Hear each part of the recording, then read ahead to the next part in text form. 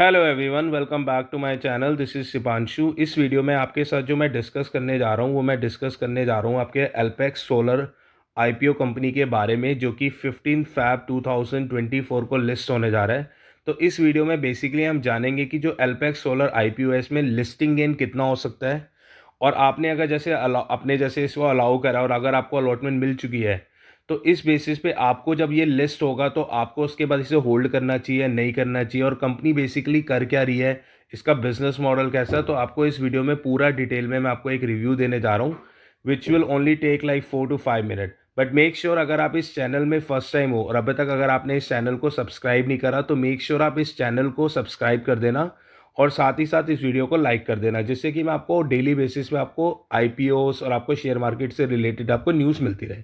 तो सबसे पहले अगर हम बात करें तो ये बेसिकली जो एल्पेक्स सोलर आईपीओ है, ये एल्पेक्स सोलर आईपीओ का जो फ्रेश जो इसने इशू करा है वो 64.8 लाख शेयर इसने इशू करे हैं। और साथ ही साथ इसका जो प्राइस बैंड था इसका जो प्राइस बैंड था वो 109 to 115 है। तो बेसिकली आपने भी 115 पे ही इसका कट ऑफ प्राइस पे आपने इसे अप्लाई करा होगा।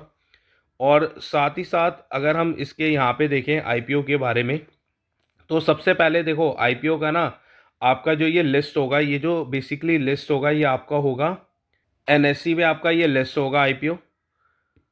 और अगर हम इस आईपीओ के बारे में अगर यहाँ पे देखें,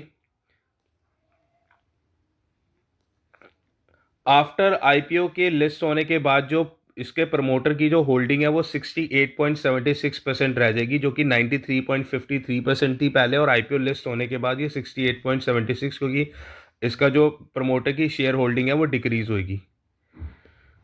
और साथ ही साथ अगर हम इस कंपनी के बिजनेस मॉडल की बात करें तो जो कंपनी का बिजनेस मॉडल है ना, ये बेसिकली 1993 में ये लिस्ट हुई थी, और ये बेसिकली मैन्युफैक्चर करती है सोलर पैनल को। इसमें दो टेक्नोलॉजी का ये यूज़ करती है, ये मोनोक्रिस्टलाइन टेक्नोलॉजी यूज़ करती है और साथ ही साथ ये पॉलीक्रिस्टलाइन टेक्नोलॉजी यूज़ करती है, और जिस जो हेल्प करती है इसको सोलर पैनल बनाने के लिए।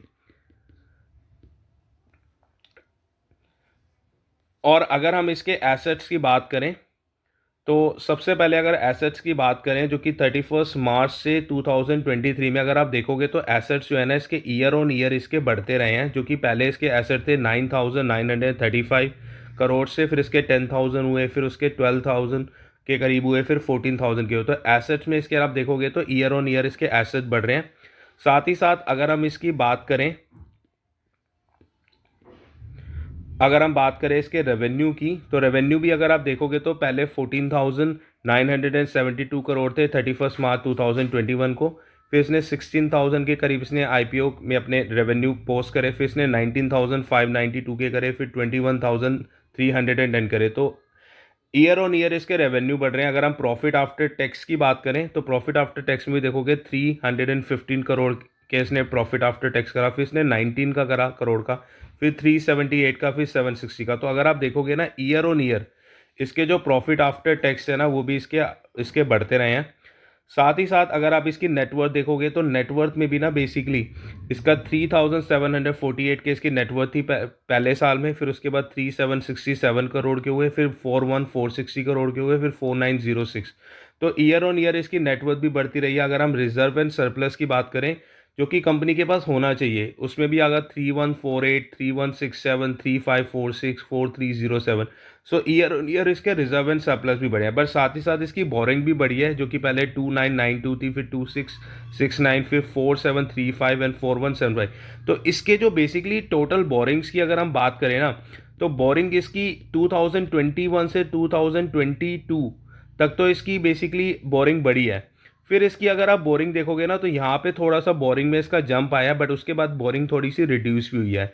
तो ऑब्वियसली जब कंपनी अपना बिजनेस एक्सपेंड करेगी तो चांसेस है कि उसकी बोरिंग बढ़ेगी बढ़ेगी, तो उससे कोई इतना बड़ा इशू नहीं है। बट साथ ही साथ अगर आप देखोगे ना इसमें रिटर्न और जो इसका इक्विटी है वो 9.55% है, रिटर्न और कैपिटल एम्प्लॉयड 18.81% है, डेट टू इक्विटी 1.14 है, जो कि थोड़ा सा ज़्यादा है।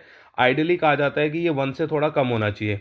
रिटर्न ऑन नेटवर्थ देखोगे तो 9.55% है, प्राइस टू बुक वैल्यू 1.6 है, ईपीएस आपका अगर देखोगे तो पोस्ट आईपीओ इसका 6.22 होगा, और अगर इसका पीई रेशियो भी देखोगे तो 18.5 हो जाएगा, जो कि क्या होता है जब पीई रेशियो गिरता है ना, तो ये एक अंडर वैल्यू स्टॉक होता है जो कि आपको लॉन्गर टर्म में आपको बेनिफिट देने के इसके बहुत ज़्यादा चांसेस होते हैं।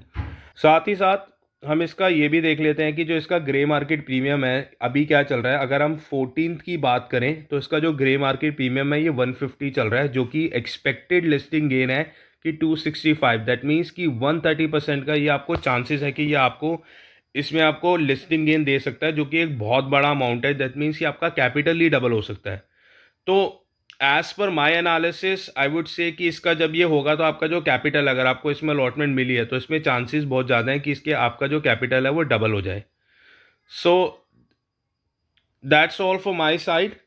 और अगर इसमें मैं आपको बस एक आपको रिकमेंडेशन दूंगा, क्योंकि ये एसएमई आईपीओ है तो इसमें चांसेस होते हैं कि अगर आपको लिस्टिंग गेन प्रॉफिट हो रहा है तो मेक श्योर आप उसी समय बुक कर लीजिए। और अगर आप इसको होल्ड करने के लिए मैं आपको कभी भी रिकमेंडेशन नहीं करूंगा, क्योंकि क्या होता है, क्योंकि ये स्मॉल आईपीओ होते हैं ना, तो इसमें जब आप इन्वेस्ट करते हो तो कभी कभी ऐसा चांस आता है कि आप इसमें एग्जिट नहीं कर पाते। तो आई वुड से कि आपको जैसी लिस्टिंग गेन हो, इसमें आप अपना लिस्टिंग गेन के लिए तो बहुत बढ़िया है, बट अगर आपको इन्वेस्ट करना है तो मैं आपको कहूँगा कि इसके 1 क्वार्टर या 2 क्वार्टर के रिजल्ट का वेट करो। अगर इसके रिजल्ट अगर अच्छे आते हैं उसके बाद आप इस आईपीओ में दोबारा से इन्वेस्ट कर सकते हो, और that's how you can make money. तो that's all for my side. अगर अभी तक आपने इस चैनल को अभी तक सब्सक्राइब नहीं करा, और अभी तक आप इस चैनल में फर्स्ट टाइम और अभी तक सब्सक्राइब नहीं करा, तो मेक श्योर इस चैनल को सब्सक्राइब कर लेना, and that will help you to increase your knowledge. So that's all from my side, and I'll see you in the upcoming video. Thank you.